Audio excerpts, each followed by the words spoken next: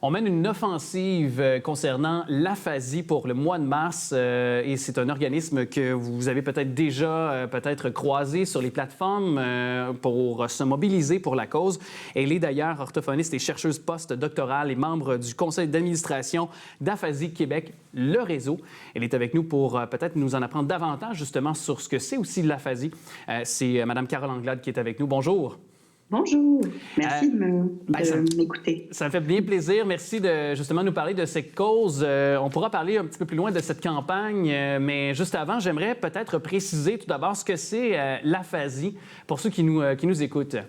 Oui, c'est un point important, effectivement. Ce qu'il faut comprendre avec l'aphasie, c'est que c'est une conséquence finalement d'une atteinte dans le cerveau, une atteinte neuronale, parce que dans notre cerveau, on a des zones qui nous servent à plusieurs choses, puis il y en a qui nous servent à communiquer, qui servent à comprendre, qui servent à écrire, qui servent à lire, qui servent à parler. Et puis, quand on a par exemple, une lésion comme un accident vasculaire cérébral ou une tumeur ou un traumatisme crânien qui touche cette zone et qui va l'abîmer, eh ben, on peut se retrouver avec des difficultés de communication. Puis c'est ça l'aphasie. Et ce qu'il faut vraiment comprendre, c'est que c'est vraiment le langage, c'est pas une question d'intelligence. Les personnes avec aphasie, elles ont les mêmes capacités intellectuelles qu'avant. C'est vraiment, faut considérer qu'on a tous un dictionnaire à l'intérieur de nous, dans lequel on va piger pour pouvoir parler ou dans lequel on va aller regarder les mots qu'on nous dit. Puis c'est ce dictionnaire qui est abîmé ou quelquefois qui est même plus là. Le reste, il est là, mais c'est vraiment le dictionnaire de mots qui n'est plus là. Donc, évidemment, les capacités intellectuelles sont toutes là, on le précise. Puis, oui. Je lisais une statistique, d'ailleurs, sur vos plateformes. Ce serait comme 6 000 nouvelles personnes chaque année au Québec qui sont diagnostiquées, qui reçoivent donc ce saut-là, c'est-à-dire d'aphasie. C'est bien ça, qui deviennent aphasie? Oui. Après, ce sont des chiffres qui sont des estimations sur la population parce qu'on n'a pas les chiffres au Québec, mais oui, ce sont les estimations parce que de toute façon, la cause majeure de l'aphasie, c'est l'AVC. Puis l'AVC, on a des statistiques comme ça sur lesquelles on peut faire ces prévisions. Oui.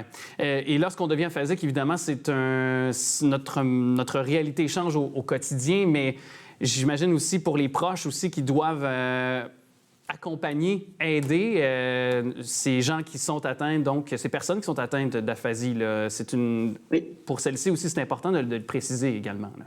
Tout à fait, surtout que même si on explique que la personne est la même et que c'est vraiment les mots, comme les mots nous servent à communiquer nos émotions, à communiquer qui on est, c'est dur aussi pour les proches, effectivement, de s'y retrouver là-dedans. C'est dur pour la personne qui a de l'aphasie, qui se retrouve vraiment changer du jour au lendemain en termes de communication. Donc oui, c'est tout l'entourage qui est à soutenir. Tout l'environnement.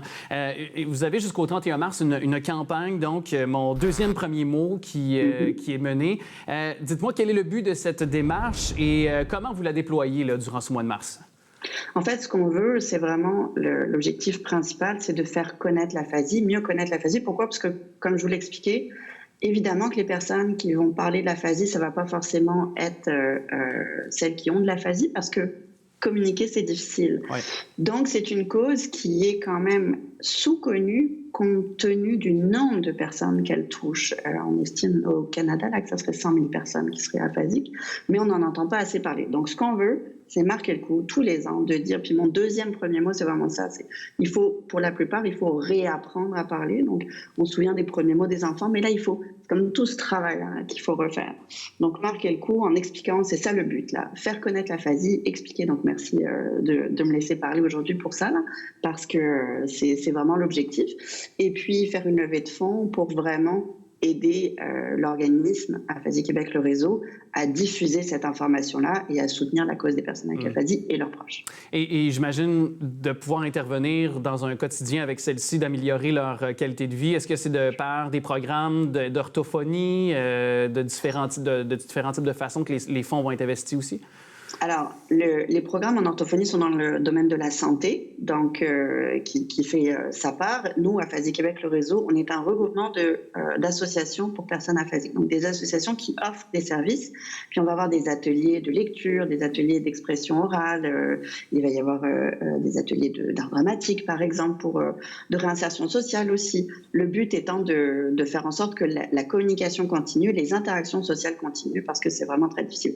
Donc, C'est ça. Je pense que ça répond à la question. Oui, très bien. Bien, très bien. Puis, est-ce que la pandémie a, disons, parce que ça nous a tous isolés, hein, on a tous été confinés, déjà que ces personnes-là, parfois, déjà de s'avancer pour s'exprimer, c'est plus difficile. Il y a peut-être une certaine perte de confiance aussi, qui vient avec ça. Donc, et le fait que est-ce que ça s'est accentué de ce que vous avez remarqué dû au confinement, dû à la réalité pandémique qu'on a eue? Vous avez très bien ciblé effectivement le point là que pour parler à des personnes, déjà les proches, c'est pas facile, se mettre à avoir des interactions avec d'autres personnes que nos proches, c'est encore plus difficile pour les personnes avec aphasie, surtout quand, première année, on s'est rendu compte que se tenir à 2 mètres de distance avec les personnes qui ont un masque, on entend moins, on a moins de lecture labiale, on a moins d'indices non-verbaux, donc ça rend les choses plus difficiles, ça fait qu'il y a plus d'évitement.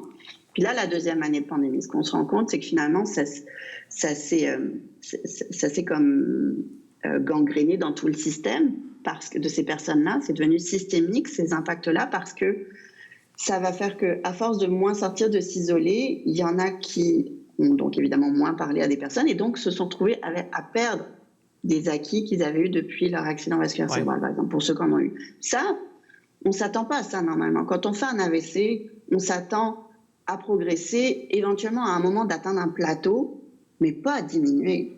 Puis là, ce sont ce que les associations nous rapportent. Des pertes au niveau de la communication, au niveau du langage, des pertes à la capacité d'interagir avec d'autres personnes que les proches, plus qu'avant, et même sur le plan moteur, parce qu'on sort moins.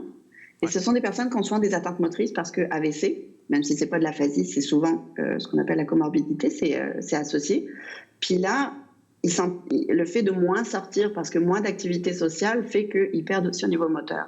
C'est vraiment, les impacts sont décuplés. Ouais, c'est lié, hein? C'est vraiment lié ensemble. Merci beaucoup d'être venu nous parler. On invite les gens à être attentifs à cette cause.